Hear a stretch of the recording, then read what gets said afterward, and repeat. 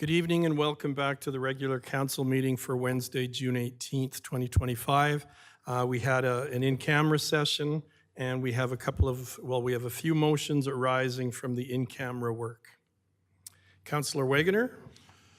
I move that council amend the June 18th, 2025 regular council meeting to add a second in-camera section as 16, and that council defer item 3.6 to become item 16.1. Thank you for the motion. I'll call the question. All in favor? And that motion is carried.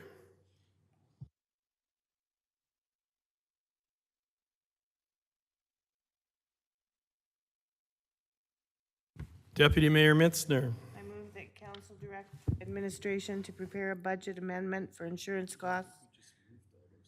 Didn't we just move those to 16? Okay, sorry, procedural question. Didn't we just move all of the motions to arise out of in-camera? My apologies, Councillor Mitzner. I will move that council direct administration to prepare a budget amendment for insurance costs related to closed meeting item 3.2, and that council direct administration to include the reserve options in the 2026 budget process. Thank you for the motion. Now that we have a motion on the floor for that, is there any discussion on that? Seeing none, all in favor? That motion is carried. Councillor Wiley. The council direct administration to execute the Strathmore Affordable Housing Society Administrative Services Agreement as presented, and the council direct administration to execute the Strathmore Affordable Housing Program Management Agreement as presented. And now that motion, is there any discussion on that motion? Seeing none, all in favor? That motion is carried. Councillor Peterson. I would move that council authorize the chief administrative officer to sign the lease extension agreement between the town of Strathmore and Delta Force Paintball Canada Limited. Thank you. And is there further discussion on that motion? All in favor? That motion is carried. That brings us to item 4. We have one more motion? No. No, I believe we've gotten them all. That brings us to item 4, public hearing. 4.1, West Creek Area Structure Plan amending bylaw number 25-17. The public hearing for bylaw number 25-17 is in session at 7:05 p.m. This public hearing is held pursuant to the Municipal Government Act, RSA 2000, Chapter M-26, and amendments thereto. Legislative Services. Thank you, Worshiping Council. The purpose of the public hearing is to discuss bylaw 2517, being a bylaw to amend West Creek Area Structure Plan, bylaw number 0822. First reading was given during the May 21st, 2025 regular council meeting. The public hearing was advertised in the following ways. On May 23rd, 26th, and 27th, 2025, letters of the notice were hand-delivered to adjacent landowners. May 22nd, 2025, notice of the public hearing was posted on the town's website. On June 4th, 11th, and 18th, 2025, notice of the public hearing was posted in the Strathmore Times. And since June 5th, a banner ad has been included on Strathmore Now, including all the town's public hearings. One written submission was received from Brent Robinson and Catherine Zagorski. This submission was included in the agenda for this public hearing that was publicly released on Friday, June 13th, 2025. Pursuant to the Town's Council Procedure Bylaw, the following rules of conduct shall be followed during the public hearing to ensure procedural fairness. No person shall address council without the permission of the mayor. No person shall speak more than once or for more than 5 minutes, exclusive of the time required to answer questions from council. All discussion must be related to the proposed amendments contained in bylaw number 25-17. No other matters will be discussed at this time. Respect for staff, council, and the public shall always be maintained, and any person who wishes to address council, please state and spell your name. A reminder that this is the public's time to provide feedback to council relating to this bylaw amendment. Council is not required to answer questions from the gallery. Council may ask questions of the speakers after each presentation for clarification purposes, and there will be no debating the bylaw. Would administration like to present first? Good evening, Mr. Proctor. Thank you, Your Worship. My name is Chuck Proctor. I'm the Manager of Development Services. Just here briefly to talk about this bylaw. I'm on page 4 of 182 of the agenda. On May 7th, 2025, Council held a public hearing and gave second and third reading to bylaw 2507, being a bylaw which amended the West Creek ASP bylaw number 0822. Later, it was discovered there was an error in bylaw number 2507 regarding map 7 future land use concept. Map 7 was mistakenly omitted from bylaw 2507 due to error. The recommended action is to bring forward a new bylaw, this bylaw, to amend the West Creek ASP bylaw number 0822 to properly include map 7 into the ASP. The intent of map 7 remains the same as it did on May 7th, 2025, and no changes are proposed or were made in that time since. Thank you. Thank you. Any questions for clarification of Mr. Proctor? Seeing none. Oh, Councillor Wegener. And thanks, Chuck. Just to, again, this area structure plan was approved in, again, sorry, what year was this approved in originally? It's an 0822 bylaw. I believe it was 2010 that it was So approved. it's been approved since 2010, and this is just, once it's been approved, it was approved by another council. So all we're doing is we are just looking at the amendment and approving that, and then in the last one, it was approved that we did the proposed changes that West Creek Development had proposed, and that's what we approved. So, I mean, the area structure plan has already been approved, if I'm not mistaken, correct? That's correct. The majority of the ASP has been, the ASP has been adopted. It was amended on May 7th. We missed a map just due to an error, and this is the bylaw before you tonight. Any further questions for Mr. Proctor? Thank you. We will proceed with our list of registered speakers. Brent Robinson and Catherine Zagorski will speak in opposition to bylaw number 25-17.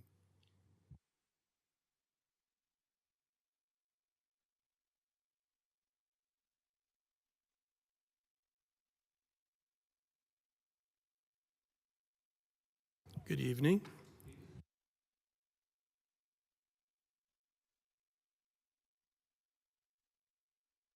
Oh, you can hear me now? All right, my name is Brent Robinson. My wife and I have lived on Strathmore Lakes Crescent since 2013. It's unique in that it has a park on the Crescent, open fields and wetlands surrounding it. And it's been a destination for dog walkers, cyclists, and all kinds of wildlife, and bird watchers as long as we've been there. We come from a small town in southeastern Alberta and know the value of wetlands, especially in semi-arid climates in counties like Wheatland County, where a majority of land is farmed. We have serious concerns about the environmental impact of this project and concerns with the conflicts in the town of Strathmore policies regarding wetland management and enforcement of conditions on your developers. In the previous 6-page submission, we identified 38 additional species that your biologists did not initially identify. That's a total of 75 species in the development area, of which 15 are provincially designated as sensitive or at risk, and 1 is endangered. Wetlands ST 13, 14, and 15 in your Strathmore Wetland Conservation Plan dated August 7th of 2005 are designated biologically significant. ST 16 is designated as socioeconomically significant. Your own biologists note in the plan that they've completed the study over a single day, and that was 20 years ago. Our opinion is a full environmental assessment should be completed for the subject areas per the APIA, Alberta Provincial Environmental Protection and Enhancement Act, Section 39. And I won't read out all the species. There seem to be several conflicts in your policies and plans. and I'm just going to go through the ones we're concerned with. Paragraph 3 in the Town of Strathmore Wetland Conservation Plan, dated August 7th, 2005, states, quote, adherence to related provincial and federal laws and policies ensuring no net loss of wetlands by promoting their conservation and/or mitigation within areas of future urban development and within transportation and utility corridors. Paragraph 4 states that, quote, balancing the conservation of Strathmore's wetlands within the context of urban development is a priority for the town, unquote. Page 5 states that the simplest method for protecting and mitigating negative impacts to wetlands is to, quote, protect and retain the significant values of wetland habitats where they already exist, unquote. This is reinforced by Alberta's wetland policy, provincial legislation, and guides to managing wetlands. The primary and preferred method for managing wetlands is to leave them in their natural and undisturbed state. Page 6 states that, quote, the assessment of these areas were single-day assessments, in-depth observation would undoubtedly result in the identification of many more species at each of these sites, unquote. And we've done that just through observation over the last decade plus that we've been there. Page 10 discusses policy elements of provincial statutes such as the Provincial Water Act. Page 11, this section further states that, quote, no net loss and the application of mitigation principles may no longer remain optional under the Alberta Provincial Wetland Policy, but become a requirement for all municipalities, unquote. To that end, we've consulted with the Minister of the Environment and are waiting a reply. Page 12 shows that the development of this area will seriously impact the biodiversity of these wetlands and riparian areas. In addition to the wetlands, the riparian areas surrounding them are biologically diverse and would be decimated by this development. 2, Strathmore Wetland Conservation Policy, your policy dated April 18th, 2007. The policy statement in the document in section 1.1.2, quote, conserve and/or restore wetlands, wetland areas, and riparian lands wherever feasible, unquote. The policy goes on to state that these principles shall be incorporated into planning procedures, specifically stating in section 1.1.4.1, quote, no development shall be permitted within 30 meters of the legal bank of a permanent and naturally occurring wetland. Your policy goes on to state that in section 2.1, quote, conserving wetlands, wetland areas, and riparian lands is in the overall greater public interest. We fail to see how the development permit could have been issued for this particular area with this in mind. We've also been in touch with the environmental and regulatory consultants, some folks that we know, and they've advised that regardless of when the project was approved, the developer does have an obligation under ESDR, the Sensitive Species Inventory Guidelines, to comply with those. Since the project is in the planning stages only, it's our opinion that it should be reassessed with an environmental assessment at a minimum. That's all. Thank you. Is there anyone else present who wishes to speak to bylaw number 25-17? Oh, Councilor Montgomery, did you have a question for the speaker?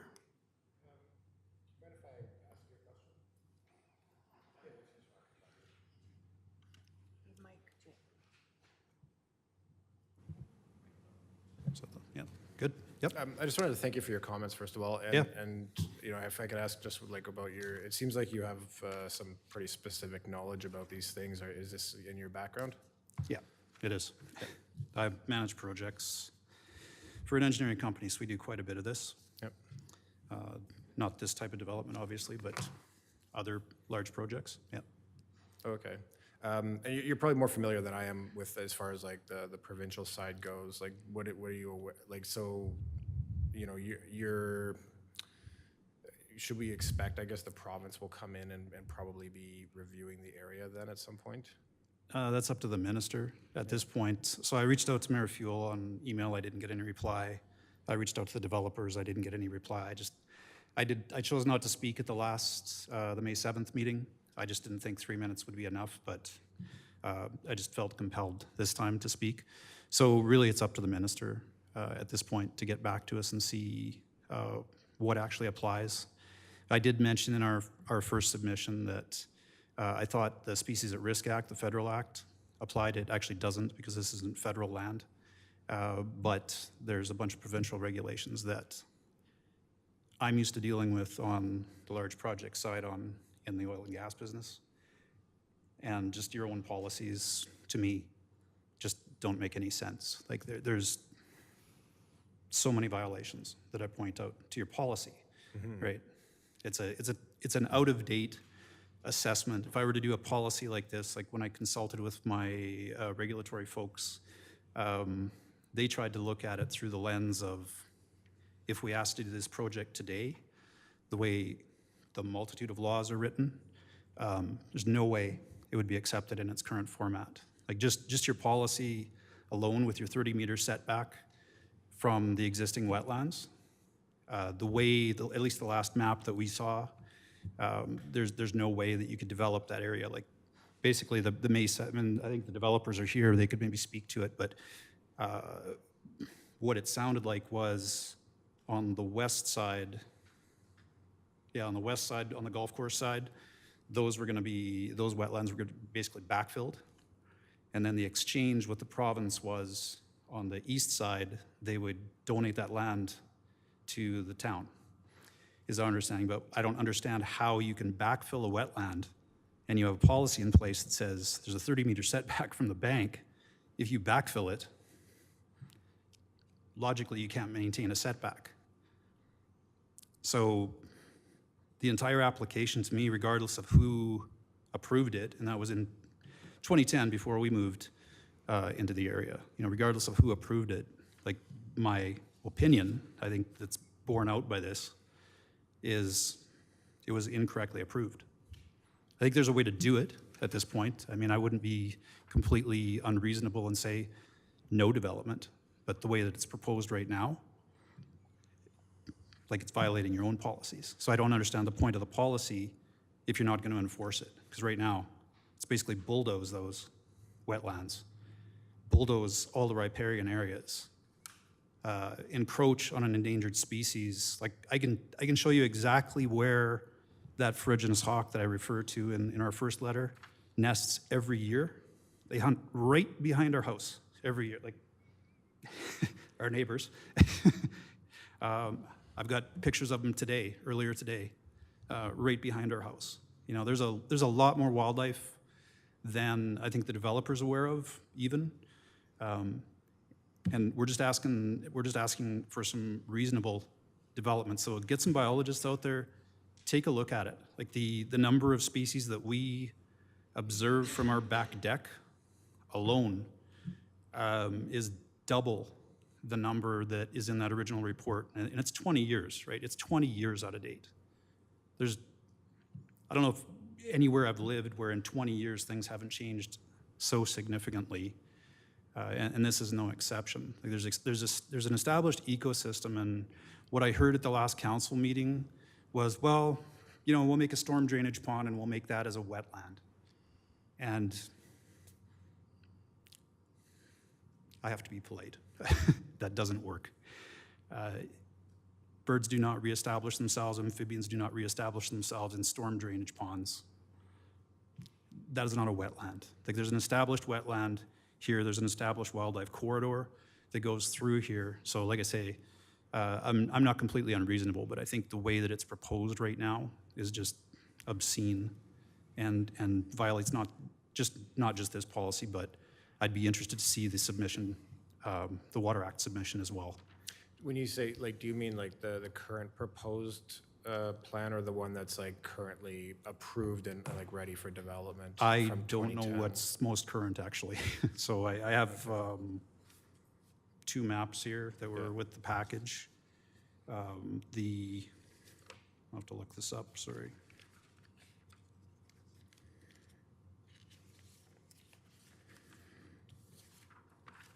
Oops. Yeah, sorry, I don't know what the current map is. There's been probably 3 or 4. It'd be nice if we could actually get a layered map and something that's readable.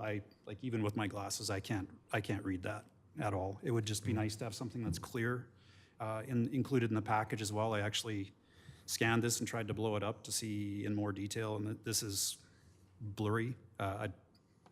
Just note for you guys, if you don't mind, putting together one map with all the overlays on one, so it's clear what's being developed, what's not, because it's really not from this, other than we've got a donated piece of land on the east side, and the rest of it's being developed. But I don't know how it's actually, there's streets shown on here, but there, again, the housing is shown right on top of the wetlands, right in established areas. And I failed to see how it was approved in the first place when you have existing legislation as back, as far back as 2002. And in 2010, when it was approved, I think it was a mistake. It's pretty obvious it was a mistake to me. Okay. Yeah, I appreciate your comments and I appreciate the points you brought up as well, so thank you. Councillor Wegener? Could I just make a quick motion that we have a quick 5-minute recess? There's a couple of things that I need clarification